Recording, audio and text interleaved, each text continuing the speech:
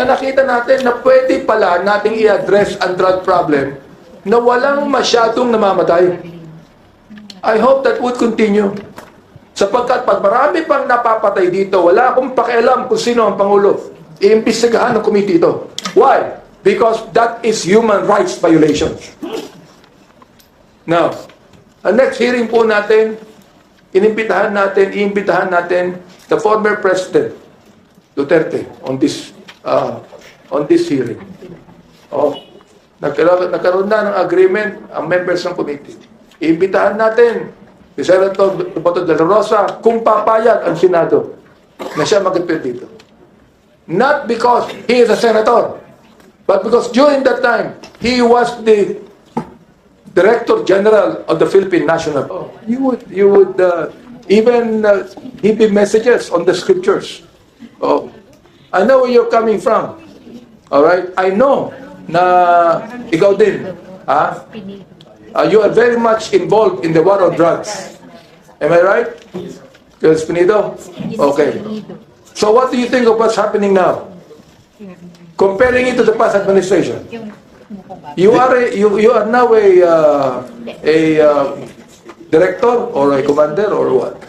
Yes, sir. Where are you assigned? Police Regional Office 8, sir. Where? Personnel. Okay. So I would like you to make a statement now. What do you think now? Do you think that there are really human rights violations in the past administration or not? Good afternoon, it's everyone, sir. And for me, very appreciated naman, sir, ang committee na to because napapakita lang natin sa lahat na may batas. But, yeah, sagutin mo muna yung tanong ko before you appreciate this committee. talk about, sir, sa... Palagay mo, kilala mo naman ako, di ba? Yes, sir. Oo. And I'm not going to belabor my time in this committee if I do not believe in this advocacy. Am I right? Yes, sir. Now, you say you're a Christian. Yes, sir. Am I right? Yes, sir. You always give me verses. Binaboy ako. Sabi ko. Hindi, sabi niya, kailan ka raw naging Kristiyano? Ang matagal since, sir. Matagal na raw. Oh, kailan? Pagkakilala naman sa Panginoon, sir, since nagkataon na nakilala kong Panginoon, sir, ng pagka... When did you receive the Lord into your heart? When was that? I think, kuan, sir, mga first grade 2. Therefore, you're not going to lie in this committee. Am I right? Yes, sir. Okay. So, naniniwala ka ba na merong human rights violation nangyari in the past administration? Pero, sir, I am a law enforcer, sir. I'm not really see or to hear na mag-decision ako kung mayroon o wala, sir. I'm not asking you to make a decision. I'm asking you kung naniniwala ka mayroong human rights violations dito. As far as yung narinig naman natin, sir. You're a believer of the Lord Jesus and then you're going to lie to me? No. Okay, wala na akong panitawala sa'yo. Huwag ka na mag-text sa akin ng Bible verses. Hindi naman sa ganun, sir. Tanungin mo, sagutin mo ako. Fairness. There must be, sir. There must be. So, because, bago ito believe ako sa'yo. Okay? Sagutin mo na ako ngayon. Naniniwala ka ba na mayroong human rights violations nangyari in the past administration? Mayroon, sir. Meron. Meron. Okay, good. Salamat. Yes, sir. Oo. That's it. Ikaw, naniniwala ka? Yes, Your Honor. Ilan napatay mo?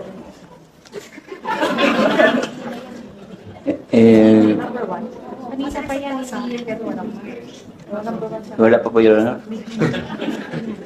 Bakit di ka makasagot agad? Hindi ka makasagot agad. Where are you assigned right now? At the Davao City Police Office, Your Honor. Davao City Police Office. Yes, Your Honor. Kasi pinatawag ka dito because you were involved. You were actually involved in the killing of this 1,000. You were actually involved. Hindi ka pinatawag dito kung hindi ka nag-i-involved. Alright? So, can you tell me about that? Tell the committee. Were you involved in some cases in this Tokhang operation? Were you involved? May mga legitimate operation po kami, Your Honor. I'm not saying it's illegitimate. What I'm saying is, were you involved in any Tokhang operation? Yes, Your Honor. Yes, you were. You were also involved in the double barrel. Kasi hindi ko alam yun. Sasabi ni Congressman ako. Yes, Your Honor. Meron kayong involvement sa big time. Ano yun? One time, big time. Involved ka rin doon. Yes, Your Honor. Where did you get the order to be involved? From whom? In my superior, Your Honor. Ano ang rango ninyo? Anong rank mo? Staff Staff Sergeant and you? Staff Sergeant. Staff Sergeant? Police Chief Master Sergeant, Your Honor. Did you take your oath? Yes, Your Honor. All of you took your oath, okay? Now, according to Police Colonel Lito Patay, during his stint as commander of the Batasan, sa kanyang watch, more than 100 people were killed. Do you attest to that? Di ko po maano yung exact figure, Pero Mr. sabi Chair. niya more than 100. And he was only there for about 8 months. Do you attest to that? Ikaw? Hindi mo alam. Di ko paano yung... Ikaw? Hindi ko din alam yung figure. Your Ikaw? Honor. Your Honor, hindi ko rin alam yung figure. Ganon. But you were involved. Because you were under him, eh. Yes, Mr. Chair. You were involved. Yes, Mr. It's okay. In your own involvement, how many of those 100, for example, na napatay ninyo sa encounter? I cannot ano yung sa... Ano niya, Mr. Chair, sa exactly na figure, Mr. Pero Chair. meron kayo napatay. I'm not sure, Your Honor, kung ako po yung nakatama, Your Honor. Meron kang napatay o wala? Not sure, Your Honor, kung ako po yung nakatama, Your Honor. Kasi hindi lang po ako yung pumotok. Pero bumaril ka. Yes, Mr. Chair. Hindi mo alam kung nakatama ka. Yes, Mr. Chair. Akala ko ba mga pulis asintado? Hindi naman po siguro lahat. Si Director Jimmy Santiago, pakituruan nga ito. Oo. Sa bakatlo ka, ako hindi ako pulis. Asintado ako. Naglalaro ako. Meron akong sariling firing range. Alright? Ay, sabihin mo sa akin na bumaril ka, hindi mo alam kung nakatama. Kasi hindi lang po ako yung pumotok, Mr. Chair. Dito ba yung council nila? Do you have a council here? No, Mr. Chair. No, you have no counsel. Okay. Kaya ikaw naman, PO2 Maderable. Pumutok ka ba? Pumutok ka din. Ha? Opo, Mr. Chair. Pero hindi mo alam kung nakapatay ka. Pumutok ka rin ba? Yes, Mr. Chair. Ikaw? Yes, Your Honor. Masarap ang pumutok? Okay ba? Exciting ba ang gumamit ng baril at paputukan ang tao? Na merong more than 100 Colonel Patay testified here. More than 100. So tinatanong ko kayo, exciting ba ang pumutok at makapatay? Kahit hindi mo alam kung nakapatay ka.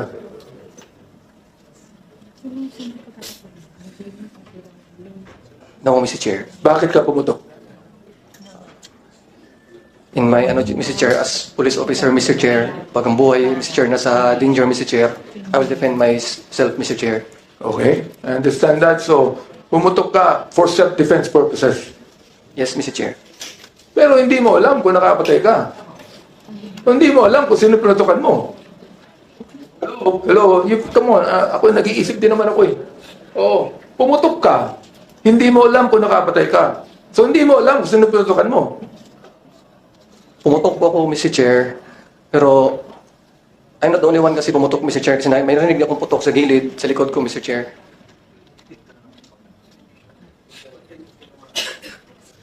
Ikaw naman. Bali, pumutok din ako, Mr. Chair, pero hindi ako sigurado kung tumama din, Mr. Chair. Hindi ka sigurado kung tumama. Pero, alam mo kung sino yung pinutukan mo. Alam mo ba kung sino ang pinutukan mo? Yung Kilala mo? Mr. Chair. Hindi, Mr. Chair. Okay, kung self-defense yan, hindi mo alam kung sino pinutukan mo. How can it be self-defense?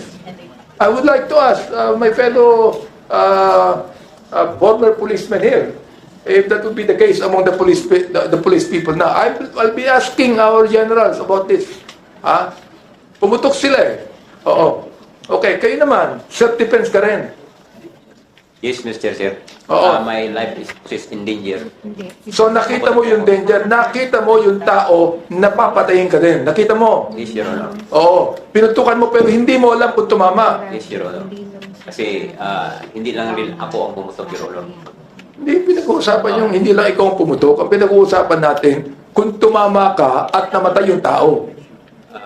Hindi ko ma-determine, Your Honor. Kasi ang putok is sabay-sabay. So yung tama ng bala, hindi namin malalaman kung sino talaga Sabay-sabay. How about you? I'm not sure, Your Honor. Kung ako talaga yung nakatawa, Your Honor. Pero self-defense lang ang ginawa mo. Yes, Your Honor, pero hindi naman lahat na operasyon namin, Your Honor, may pumutok kami, Your Honor. Attorney, according to the police data, ang napatay na drug lord 21, ang financier 9, maintainer 18. Ano po ba yung maintainer? Yan ang bakay. Anong ibig sabihin ng maintainer? A maintainer of drug dens. Maintainer ng drug dens to. Okay. Hindi sila ba ang may-ari ng mga drug dens? Hindi. O, ano yung operator? 12 na operator. The same, Mr. Chair. It's either they are the maintainer or the operator of O, tinan nyo 21 na drug lord, financier 9, maintainer 18, 12 operator. Pero ang mga napatay na pusher, 7,173. Just imagine the disparity on this.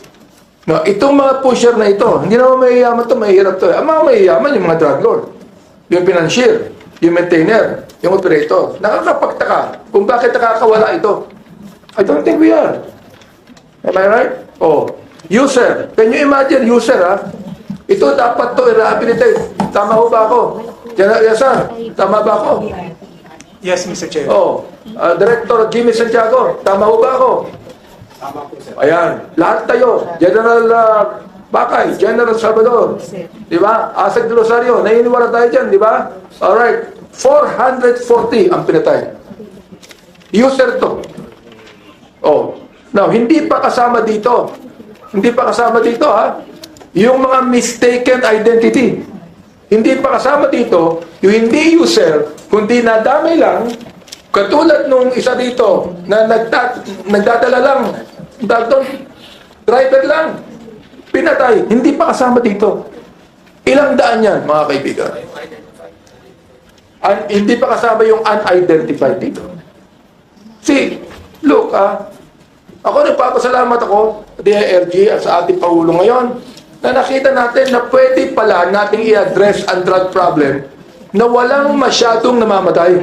Ako naniniwala ako, when you speak of interparliamentary courtesy, pwede silang hindi pumunta when it comes to the fact na iniimbestigahan natin ang pagiging senador nila. But we are investigating the past. Naging Director General siya ng Philippine National Police. Oh, accountability pinag-uusapan dito. Command responsibility pinag-uusapan dito. Hindi lang yan. Iimbitahan din natin si dating Senador Laila De Lima to shed light on this because she knows a lot of things. Oh.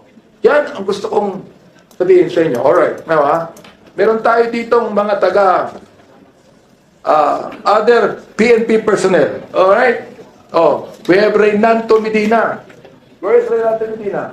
Alright. Can you check yourself here in front? Are you still assigned in Davao? Are you still in Davao? Nakakita ko, Davao dyan Oh. Pinagmamalaki mo ang pagiging Davaoan niyo? Pinagmamalaki mo? Pinagmamalaki niya. Alright. Lieutenant Colonel Ronald Lau. Andito siya, di ba? Andyan.